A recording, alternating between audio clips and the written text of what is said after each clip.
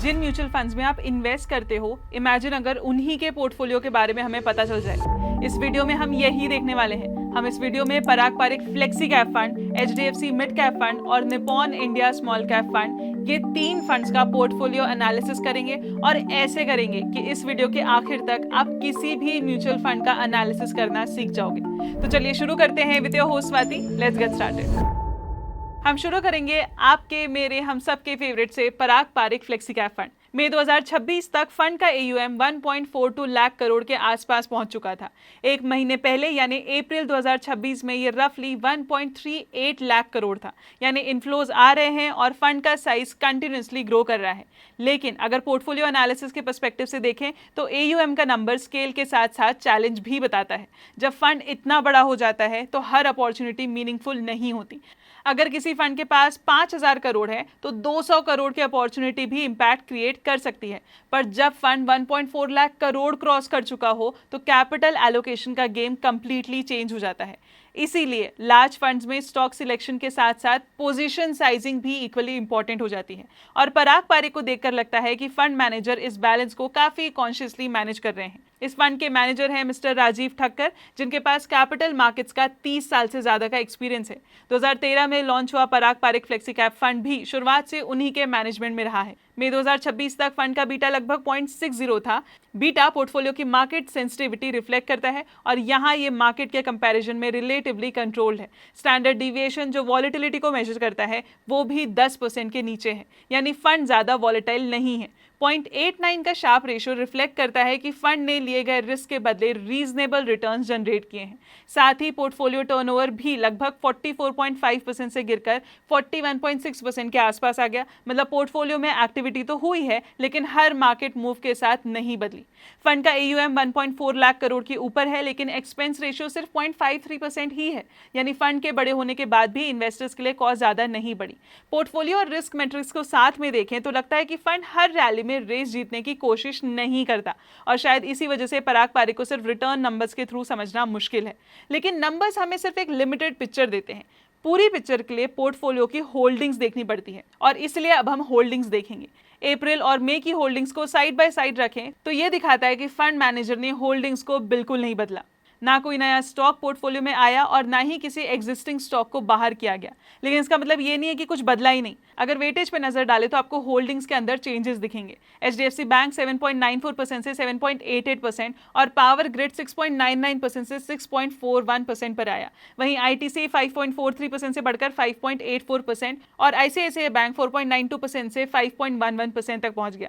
HCL technologies और Zydus life sciences में भी एलोकेशन बढ़ा है। इसके पीछे एक और इंपॉर्टेंट फैक्टर है। मई 2026 में फंड के AUM में इंक्रीज दिखा, यानी फंड में फ्रेश इनफ्लोज आ रहे हैं। ऐसे में वेटेज चेंजेस का मतलब हमेशा बाइंग या सेलिंग नहीं होता। कई बार ये नए पैसे को अलग अलग होल्डिंग्स में एलोकेट करने का रिजल्ट भी होता है। वहीं कैश पोजीशंस में भी चेंजेस हुए हैं। कैश डेट और आर्बिट्राज एक्सपोजर रफली 15.5% से घटकर 14.8% पर आ गया। मतलब कि फंड मैनेजर ने कुछ कैपिटल मार्केट में डिप्लॉय किया है।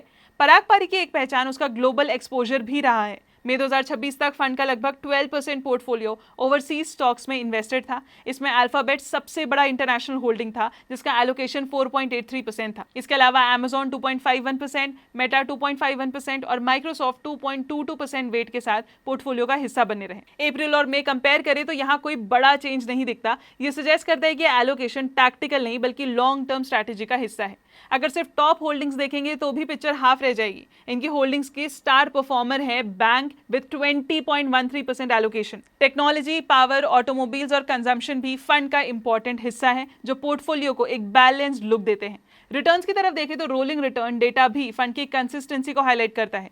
3 ईयर, 5 ईयर और 10 ईयर रोलिंग पीरियड्स में 19.23%, 19.36 और 19.10% का एवरेज रिटर्न जनरेट किया, जबकि बेंचमार्क का एवरेज रिटर्न लगभग 15% के आसपास ही रहा। और अच्छी बात यह है कि आउट परफॉर्मेंस बहुत ज्यादा वॉलेटिलिटी लेकर नहीं आई। पराग पारिक के पोर्टफोलियो में स्टेबिलिटी नजर आती है। लेकिन हाँ, हर कैटेगरी का नेचर अलग होता है। तो ये था हमारा पूरा analysis about Parag Parikh flexi cap fund. अब नेक्स्ट है HDFC मिड कैप फंड। मई 2026 तक फंड का AUM लगभग 97,350 करोड़ के आसपास था। डायरेक्ट ग्रोथ फंड का एक्सपेंस रेशियो 0.73% है, जो फंड के साइज को देखते हुए एक्सेसिव नहीं लगता।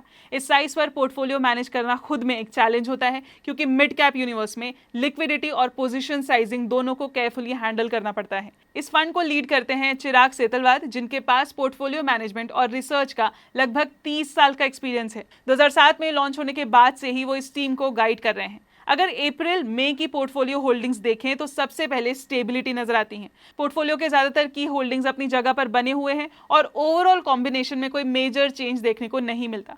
यहाँ max financial services, federal bank, Indian bank और बालकृष्ण इंडस्ट्रीज जैसे कई कोर होल्डिंग्स पोर्टफोलियो का हिस्सा हैं। पोर्टफोलियो होल्डिंग्स ये इंडिकेट करता है कि फंड मैनेजर ने एग्जिस्टिंग कॉम्बिनेशन पर अपना भरोसा बनाए रखा है। कैश पोजीशन में भी हल्का सा चेंज दिखा, जो अप्रैल के 6.54% से बढ़कर मई में 7.5% हो गया। मिड कैप कैटेगरी में अक्सर कुछ सेक्टर्स एलोकेशन चार्ट पर काफी ऊपर नजर आते हैं। यहाँ पिक्चर थोड़ी अलग दिखती है। डिपार्टमेंट वाइज ब्रेकडाउन को देखें तो पता चलता है कि 15.35% के साथ बैंक्स लार्जेस्ट एलोकेशन है। उसके बाद फार्मा, ऑटो कंपोनेंट्स, IT और इंडस्ट्रियल्स भी मीनिंगफुल प्रेजेंस रखते हैं। अब इस पोर्टफोलियो का रिस्क देखते हैं। सबसे पहले बीटा 0.82 का बीटा सजेस्ट करता है कि मिड कैप कैटेगरी में होते हुए भी फंड मैनेजर ने पोर्टफोलियो को रिलेटिवली बैलेंस रखा है। स्टैंडर्ड डिविएशन 15.9% के आसपास है और ये रिफ्लेक्ट करता है कि पोर्टफोलियो में वॉलिटिलिटी है, जो मिड कैप कैटेगरी के लिए एक्सपेक्टेड है। वहीं शार्प रेशियो लगभग 0.99 है, जो इस वॉलिटिलिटी के साथ भी रिटर्न्स की क्वालिटी को सपोर्ट कर रहा है। मई 2026 में पोर्टफोलियो का टर्नओवर 4.55% था, जो पोर्टफोलियो होल्डिंग्स में दिखने वाली कंटिन्यूटी को रिफ्लेक्ट करता है। रिटर्न्स की तरफ देखें तो 3 ईयर 5 ईयर पीरियड में 22.72% और 21.01% रिटर्न डिलीवर किए हैं। मिड कैप कैटेगरी में जहां परफॉर्मेंस एक मार्केट साइकिल से दूसरे साइकिल में काफी बदल सकती है, वहीं इन दोनों पीरियड्स में 20% से ऊपर के रिटर्न्स फंड के एग्जीक्यूशन को हाईलाइट करते हैं। HDFC मिड कैप फंड पोर्टफोलियो स्टेबिलिटी, डाइवर्सिफिकेशन और मेजर्ड रिस्क टेकिंग का कॉम्बिनेशन दिखाता है। अब देखते हैं हमारा लास्ट लेकिन सबसे important portfolio, Nippon India small cap fund. अप्रैल और मई महीने के फैक्ट शीट को कंपेयर करें तो सबसे पहले फंड के साइज में चेंज दिखता है। फंड का AUM 69,045 करोड़ से बढ़कर 74,604 करोड़ तक पहुंच गया है। यानी फंड में नए इनफ्लोज आ रहे हैं और कैपिटल एलोकेशन की फ्लेक्सिबिलिटी भी बढ़ रही है। इस फंड को लीड करते हैं समीर रच। वो पिछले 25 साल से इक्विटी मार्केट से जुड़े हुए हैं और 2017 से ही फंड को मैनेज कर रहे हैं। अब सवाल यह है कि एडिशनल कैपिटल को पोर्टफोलियो के अंदर कैसे एलोकेट किया गया है। मई 2026 में फंड के होल्डिंग्स में कुछ चेंजेस हुए हैं। Sun pharmaceutical industries, ICICI Prudential life insurance, Exide industries और भारती एयरटेल ने पोर्टफोलियो में एंट्री ली, जबकि Siemens energy India, Raymond realty और ITC पोर्टफोलियो से बाहर हो गए। ये चेंजेस किसी एक सेक्टर तक लिमिटेड नहीं है।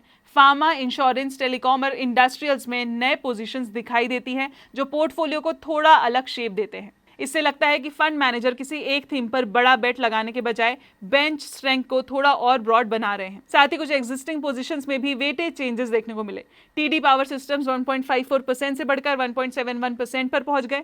अपार इंडस्ट्रीज 1.49% से 1.55%। वहीं दूसरी तरफ HDFC बैंक और मल्टी कमोडिटी एक्सचेंज जैसे कुछ होल्डिंग्स का एलोकेशन हल्का सा कम हुआ। ये चेंजेस देखकर ऐसा नहीं लगता कि फंड मैनेजर ने स्ट्रैटेजी रीराइट की है। होल्डिंग्स में कुछ न्यू एडिशंस भी आए, लेकिन पोर्टफोलियो मोस्टली वही दिखता है।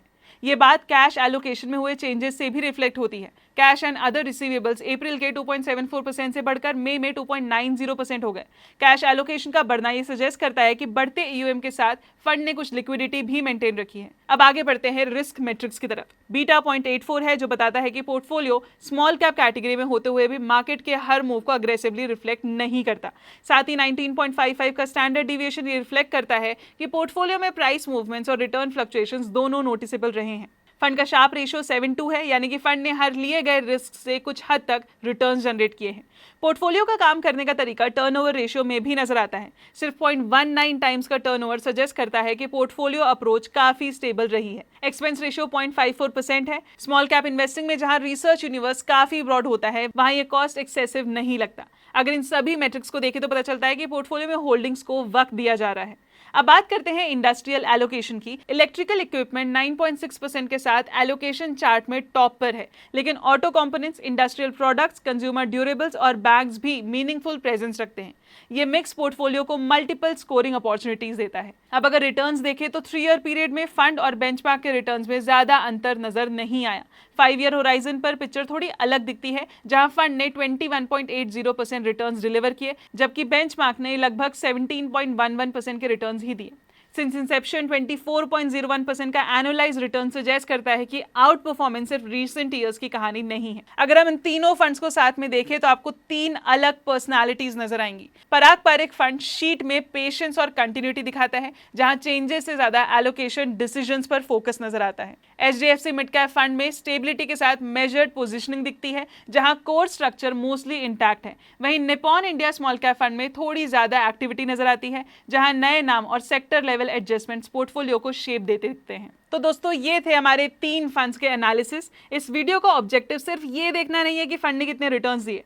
असली सवाल यह है कि फंड मैनेजर उन रिटर्न्स तक पहुंचे कैसे। पोर्टफोलियो हमें बताता है कि मैनेजर किस तरह के बिजनेसेस को प्रेफरेंस देते हैं, कैपिटल को कैसे एलोकेट करते हैं और मार्केट के बदलते एनवायरनमेंट में कितने एक्टिव या पेशेंट रहना पसंद करते हैं। इसलिए 2 या 3 फंड्स एक जैसे रिटर्न्स दे सकते हैं। कहीं रिटर्न का सोर्स स्टेबिलिटी होती है, कहीं पोर्टफोलियो रीशफलिंग और कहीं सेक्टर एलोकेशन। इन्वेस्टिंग में प्रोसेस को समझना कई बार रिजल्ट को देखने से भी ज्यादा वैल्यूएबल होता है, और इसी वजह से पोर्टफोलियो को समझना जरूरी है, क्योंकि वही फंड मैनेजर के डिसीजन मेकिंग प्रोसेस के बारे में बताता है।